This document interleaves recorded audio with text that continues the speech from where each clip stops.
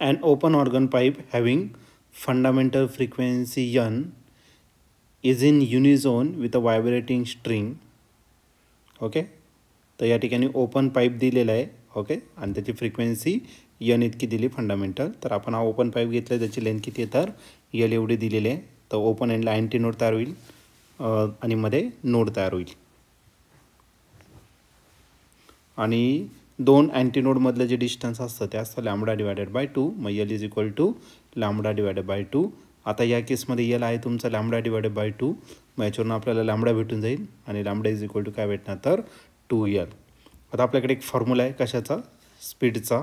Okay, we have v is equal to n lambda आणि n जर घेतला तर n is equal to v divided by lambda भेटेल. आता लॅम्बडाच्या जागी लॅम्बडाची व्हॅल्यू टाकून देऊ 2l. मग v डिवायडेड बाय काय राहिला तर आपला 2l. ओके, मग n is equal to v divided by 2l ही झाली आपली कोणती fundamental frequency. This is fundamental frequency.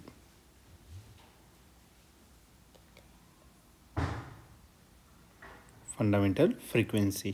Okay, तर आता याला आपण इक्वेशन 1 कन्सिडर करून घेऊ. If the tube is deep in water so that 75% of the length of the tube is inside the water, then the ratio of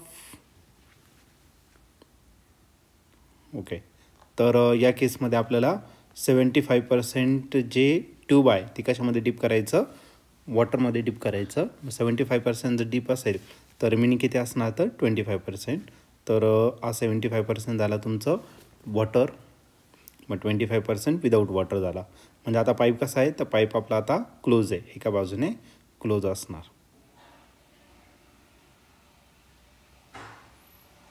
pipe एका बाजूने close असणार ज्याची लेंथ असे किती तर L1 आणि L1 असणार आहे 25% दॅट ऑफ द L असेल. ठीक आहे, मग L1 आपल्याला भेटेल किती 25 divided by 100 times L.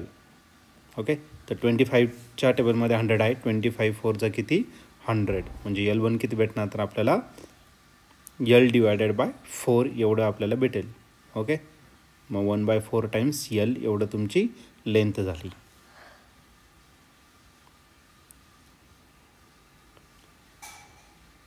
Then the ratio of fundamental frequency of air column of deep tube to that of the string will be. Neglect the end correction. आता string आणि open pipe हे दोन्ही युनिझोनमध्ये आहे. Okay, तर हा question 2023 आलेला होता. याचे पहिलं ऑप्शन आहे A 1:1, बी ऑप्शन आहे 2:1, सी ऑप्शन आहे 2:3 आणि डी ऑप्शन दिलेले 3:2. तर या 4 ऑप्शनपैकी या क्वेश्चनचं करेक्ट आन्सर काय असलं पाहिजे तर आपण या ठिकाणी सॉल्व करूया आणि मग डिसाईड करूया. तर या ठिकाणी आता आपल्याला पाईप कसा झाला तर क्लोज झालेला आहे. मग आपण क्लोज पाईपसाठी या ठिकाणी घेणार. For close pipe fundamental frequency is fundamental frequency. तर फंडामेंटल फ्रिक्वेन्सी आपण रिप्रेझेंट करू. Fundamental frequency is given by. तर फंडामेंटल फ्रिक्वेन्सी आपण सपोज N1 ने रिप्रेझेंट करू आणि ती भेटेल v डिवायडेड बाय 4l इतकी भेटेल. Lच्या जागी फक्त L1 कन्सिडर करू, स्मॉल L1. ओके, L1च्या जागी आता पाईप जर घेतला तर एका बाजूने क्लोज आहे, ज्या ठिकाणी क्लोज आहे त्या ठिकाणी नोड तयार होणार आणि ज्या ठिकाणी ओपन आहे त्या ठिकाणी अँटी नोड तयार होणार. नोड आणि अँटी नोडमधलं डिस्टन्स किती लॅम्बडा बाय 4 इतकं असेल. ओके, मग N1 is equal to v divided by 4.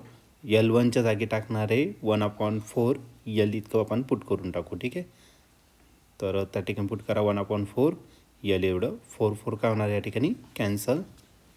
मग आपलं N1 भेटेल, N1 is equal to v/l एवढं भेटेल. ओके, याला इक्वेशन 2 कन्सिडर करू. तर आता आपल्याला रेशो फाईंड करायचा कोणाचा, fundamental frequency air column deep in tube म्हणजे N1 that of the string आणि पाईप युनिझोनमध्ये दिलेलं आहे. बरोबर की नाही, स्ट्रिंग आणि पाईप जे आहे हे युनिझोनमध्ये म्हणजे दोघांची फ्रिक्वेन्सी काय असणार सेम. ओके, म्हणजे इक्वेशन नंबर 1 म्हणजे यनची फ्रिक्वेन्सी आणि स्ट्रिंगची फ्रिक्वेन्सी दोन्ही सेम असेल, म्हणजे पाईपची आणि त्या स्ट्रिंगची. मग इक्वेशन 2ला इक्वेशन 1ने आपण काय करू तर डिवाईड करून टाकू. मग आता नेक्स्ट स्टेपमध्ये dividing equation number 2 by equation 1. Okay, equation 2 काय n1 आणि इक्वेशन 1 काय तर n इतकं दिलेलं आहे. ओके, तर या nने आपण त्याला डिवाइड करू. n1 divided by n is equal to n1ची व्हॅल्यू आहे v डिवायडेड बाय l आणि nची जी व्हॅल्यू आहे ती आहे v divided by 2l. Okay, आता याचा रेसिप्रोकल करून घेऊ म्हणजे आपल्याला भेटेल 2l divided by v. v काय होणार आहे कॅन्सल. सिमिलरली l पण काय आला कॅन्सल. मग n1 अपॉन n याचा जो रेशो आहे तो किती भेटणार तर 2 भेटेल. ओके, म्हणजे 2:1 एवढं त्याचं ऑप्शन भेटेल. आता हे झालं आपलं रेशो कोणाचा फ्रिक्वेन्सी क्लोज पाईपचा जर 75% पाणी आलं आणि दुसरं स्ट्रिंगचा किंवा त्या ओपन पाईपचा, ही दोन्ही युनिझोनमध्ये तर याचा रेशो भेटेल आपल्याला किती 2 इतका. ओके, आता आपण ऑप्शन चेक करूया. तर या 4 ऑप्शनपैकी आपल्या क्वेश्चनचं करेक्ट आन्सर काय असलं पाहिजे. तर या ठिकाणी ऑप्शन नंबर बी जो आहे तो या ठिकाणी आपला करेक्टली मॅच होतं आहे. ऑप्शन बी म्हणजेच काय तर ratio of that frequency is 2:1 ही त्याचं काय असणार तर फायनल आन्सर असेल.